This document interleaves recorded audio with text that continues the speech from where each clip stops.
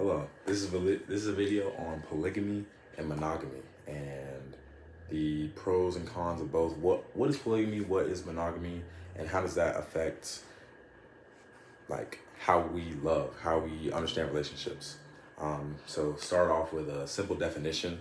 We'll start off with monogamy. Mono meaning one or single, and then monogamy. Um, Uh, we'll start off with monogamy, with the root mono, meaning singular. Monogamy is having a singular partner, singular romantic partner. You're in a one-on-one relationship. There are no other, any kind of branching out from said relationship would be considered adultery or cheating. Um, with situations like this, you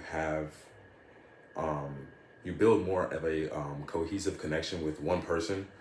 You have things that you can do with that one person that you like or you don't like. It kind of you grow with that one person. This could be a good thing or a bad thing. The way you look at it, there are pros and cons to both situations. Specifically with monogamy, though, one can find themselves getting bored. That varies from person to person, of course. But you can find yourself getting bored as you grow with somebody. Say you're in a monogamous relationship and you grow with that person, you can find yourselves growing apart. And that could be considered a con with monogamy and monogamous relationships. But there are also pros. You don't have to worry about health concerns in terms of like them going out, stepping out on you, and going, having relationships with somebody else, or that sort of thing, and the health concerns that come from that whole situation. So that is really what monogamy is. One singular relationship with one singular person.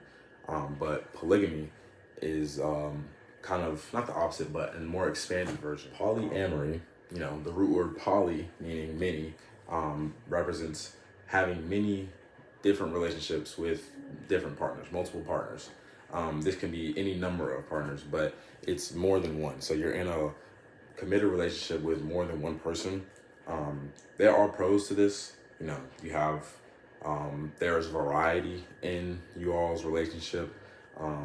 That can be sexual or just, kind of romantic and connectional variety. You're dealing with more than one person on a daily basis, or, on a consistent basis.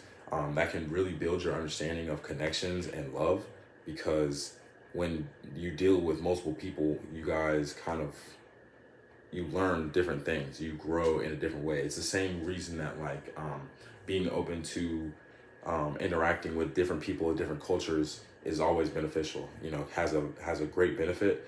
That's the same with relationships and commitment, because when you grow with these people, you grow as a person. That's how some people think about it, is you grow as a person. But there are cons to this.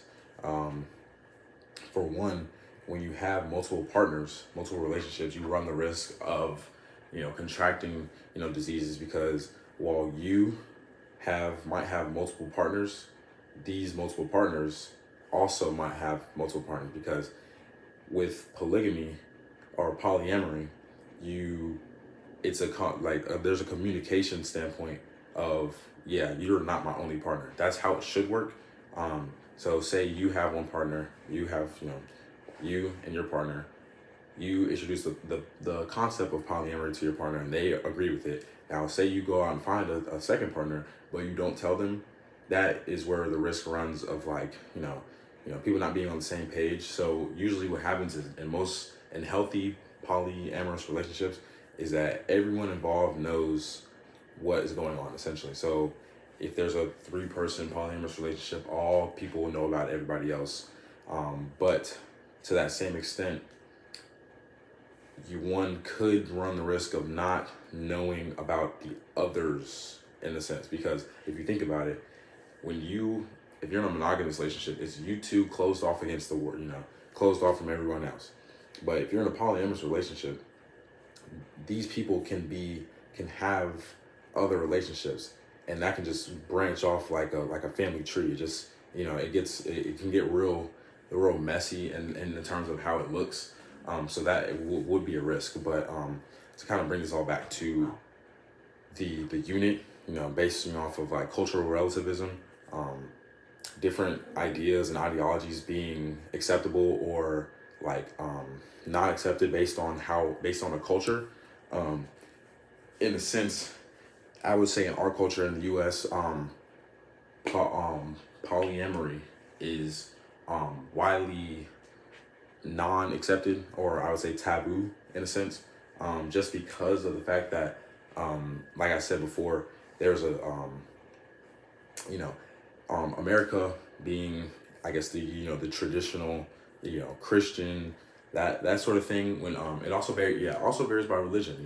When you have certain religions that kind of promote this type of lifestyle, that would make it widely accepted. So I'm trying to think of countries, maybe like Asia or African countries, like India, kind of promote this sort of lifestyle, which makes it widely accepted.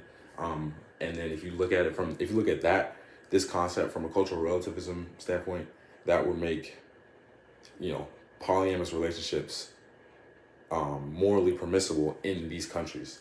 But if you were to look at it, from an American culture standpoint, then it would make it, wrong or not morally permissible.